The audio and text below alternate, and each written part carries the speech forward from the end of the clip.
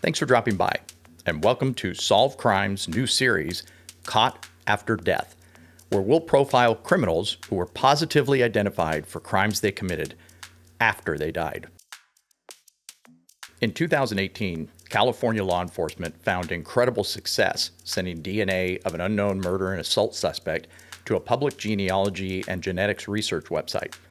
They were able to narrow down to genetically close relatives of the suspect, and eventually to the suspect himself. After surreptitiously gathering DNA from the man, it ended up being a match, and they arrested Joseph DeAngelo, also known as the Golden State Killer, for 12 murders and over 45 assaults. As you can imagine, this caused cold case detectives worldwide to jump into action, attempting to solve decades-old unsolved murders. Another recent success story is from the Cascade County Sheriff's Office in Montana. They may have just cracked the oldest cold case using reverse DNA or forensic genealogy just last month in June 2021, 65 years after the double homicide of two young kids in Great Falls, Montana. Cascade County Sheriff's Detective Sergeant John Cadner took over the case in 2012 and quickly got to know the ins and outs of the case that dated back to 1956, when a 16-year-old girl and her 18-year-old boyfriend were accosted and their lives taken. With the help of Bodie Technology, a Virginia-based company and the same firm that helped investigators nab the Golden State Killer in 2018, and some relatives willing to provide DNA samples, they were able to definitively confirm that Kenneth Gould was their killer. Gould, who lived roughly a mile from the female victim, had died in 2007. He quite literally got away with murder his entire life. Kenneth Gould was never questioned by law enforcement, not as a witness, not as a suspect. He was never interrogated. He never saw his name in the newspaper or on TV. He never saw the look of disappointment and horror on his family's faces. He never wore handcuffs. He never had a perp walk. He never ate a prison meal. He never sat at the defendant's table in a courtroom.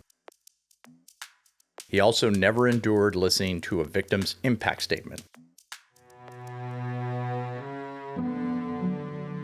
All because he was caught after death.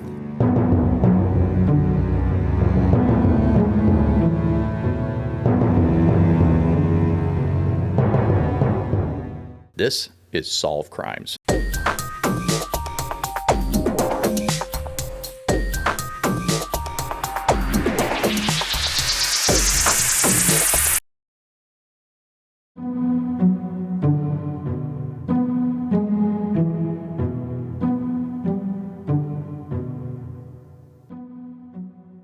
"65 years is a long time to wait for justice. Here's some perspective on just how long ago 1956 was, when a very young couple of kids' lives were brutally ended. This double homicide happened 1 month after Rosa Parks refused to give up her seat on that Alabama bus. 1956 was 12 presidents ago. The minimum wage in 1956 was $1 per hour. The average cost of a brand new car in 1956 was $2,000. 22 cents would buy you a gallon of gas, and that included someone pumping it for you, checking your oil, the air in your tires, and cleaning your windows. You didn't even have to get out of the car. In 1956, Elvis Presley released his very first record, Heartbreak Hotel. Well, it's down at the end of Lonely Street at Heartbreak Hotel. The average price of a new home in 1956 was $11,700. The world's first computer with a hard drive was born in 1956, the IBM 305 RAMAC, which held a grand total of 5 megabytes. To give some further perspective for our younger audience, 5 megabytes today would give you about 2.5 minutes of a song in an MP3 file. 5 notable infants were born in 1956. Tom Hanks, Bo Derek, Randy Jackson, Joe Montana, and Mel Gibson. Incorporated in 1888, Great Falls, Montana was named after a series of 5 waterfalls located on the Missouri River north and east of the city. It sits 3,300 feet above sea level, and it's just under 24 square miles. From 1950 to 1970, Great Falls was Montana's largest city. Billings took over the top spot in 1970, with Missoula second largest and Great Falls third. As of 2021, that order still stands.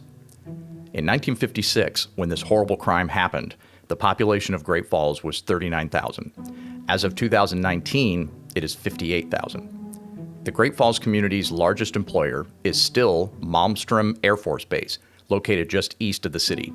It's where the victim, Lloyd Duane Bogle, was stationed at the time of his death. Great Falls is a very popular tourist destination in Montana, with 1 million overnight visitors annually. In August 1950, Great Falls gained some notoriety with the Mariana UFO incident. Nick Mariana, the general manager of the Great Falls Electrics minor league baseball team, and his secretary observed 2 bright silvery spheres move rapidly over the city's empty baseball stadium. Mariana used his camera to film the objects. The film is believed to be one of the first ever of a suspected UFO. My name is Nick Mariana. For the past 6 years, I've been the general manager of a minor league baseball club called the Electrics. We play out of Great Falls, Montana, and are a farm club of the Brooklyn Dodgers. On August 15th, 1950, at Legion Ballpark in Great Falls, Montana, after a couple of hours in the clubhouse office, I went up into the grandstand to call the groundskeeper. As I reached the top of the stairway, I glanced northward to the tall Anaconda Copper Company smokestack to check the direction of the wind from the white smoke. As I looked up, I saw 2 silvery objects moving swiftly out of the northwest. They appeared to be moving directly south. The objects were very bright and about 10,000 feet in the air. They appeared to be of a bright, shiny metal, like polished silver.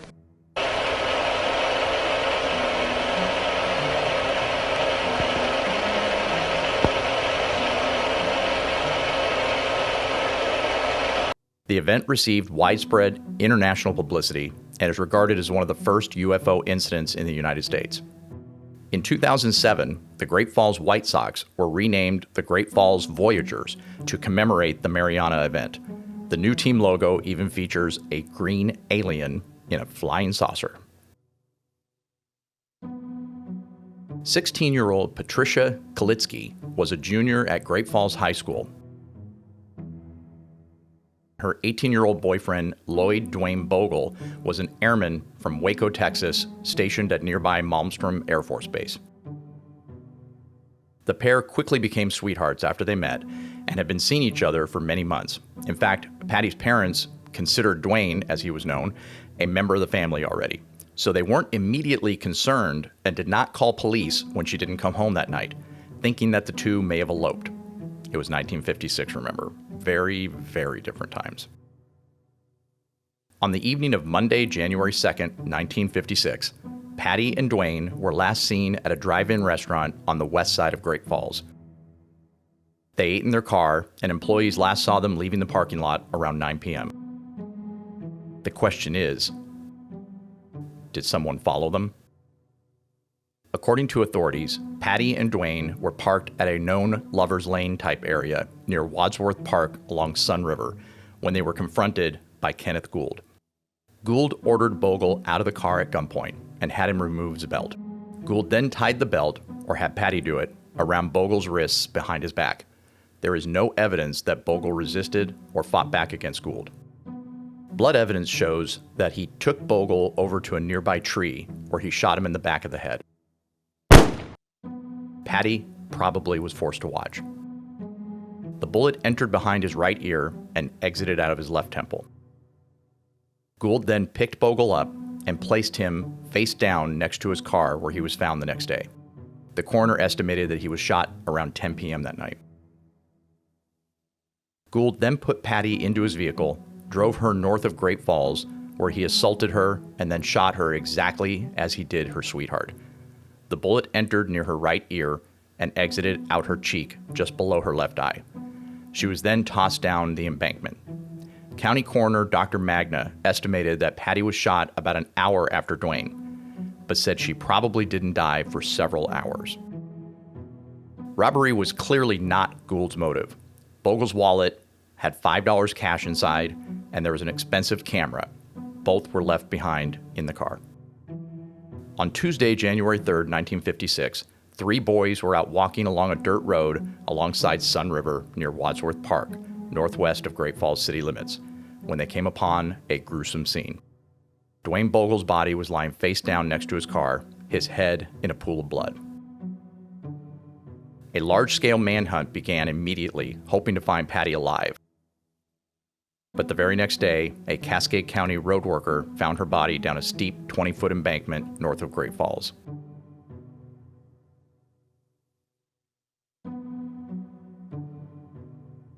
Then Cascade County Sheriff D.J. Leeper reported at the end of January 1956 that it was determined after Patty's autopsy that the bullet that killed her and Duane was a large-caliber .45. With her parents' permission, officials exhumed her body on Saturday, January 28th, just 2 weeks after she was laid to rest. Bullet particles were removed from her head and sent to the FBI for further examination. The exhumation and recheck of the findings only took a short time that Saturday, and Patty was reinterred the same day. Almost immediately, a union group from Great Northern Railway created a reward fund, starting with $500, for information that would lead to the arrest and conviction of the killer or killers. With many public and private donations, the fund quickly grew to $6,000. After inflation, that $6,000 in 2021 would be nearly $60,000. A few fellow airmen who knew Duane were interviewed, and there was even a confession that looked promising but ended up being false. As planned from the very beginning, the reward fund, including interest it had accrued, was dispersed to charity in 1967, since the reward never brought anyone to justice. Current Cascade County Sheriff Sergeant Cadner said, "You had 2 young, vibrant individuals that were well-liked among their peer group. Investigators back then poured their heart and soul into this case. They've left a little bit of themselves from what I've seen."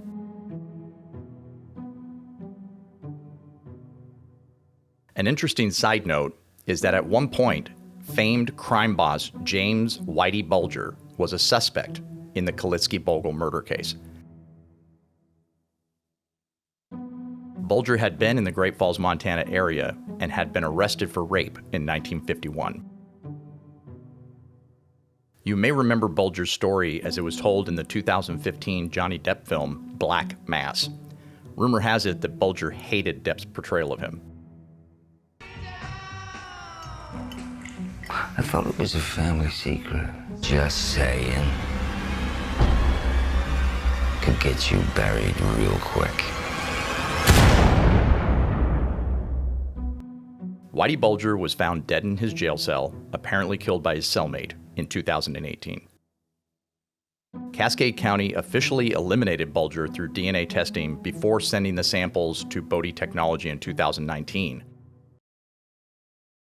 Speaking of over 6 decades old DNA samples, while this case has received worldwide coverage because it very well may be the oldest cold case to be solved using forensic genealogy and reverse DNA in history, no one seems to be talking about the foresight, maybe even brilliance, of Cascade County Coroner Dr. Charles Magner.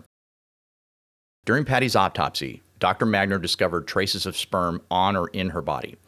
He placed the sample on a slide, and that slide was preserved in an evidence vault for over 6 decades.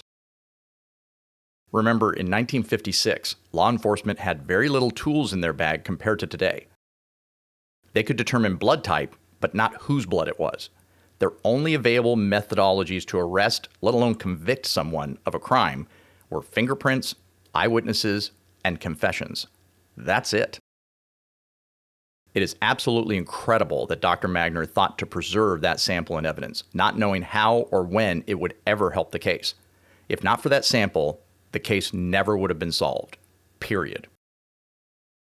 Dr. Magner served as trustee on the committee that created the reward setup to capture Patty and Duane's killer.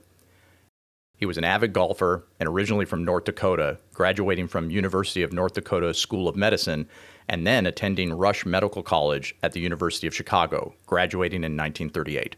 He moved to Great Falls in 1941 and opened a private medical and surgery practice. In 1950, he was elected coroner for Cascade County, where he served 29 years at that position, retiring in 1979. The good doctor passed away in 1996 at the age of 83.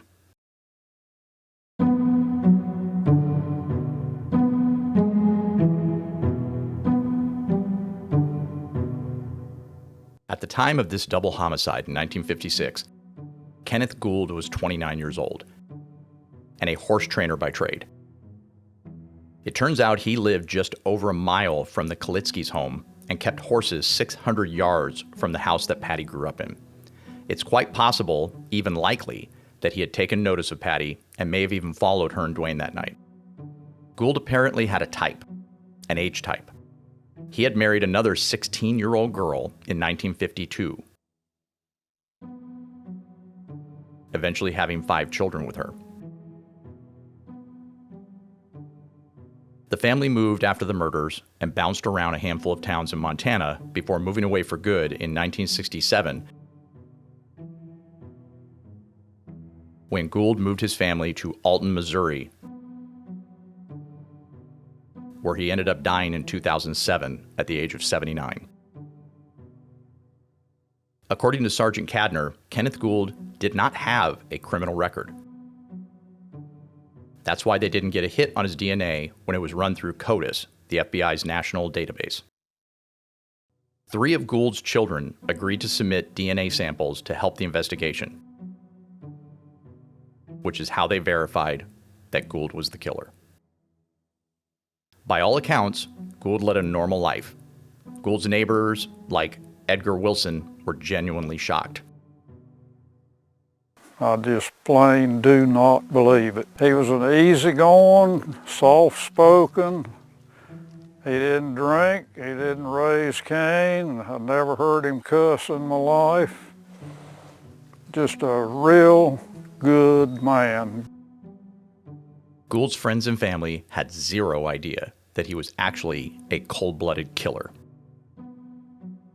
What do you think the odds are that these weren't Gould's only victims?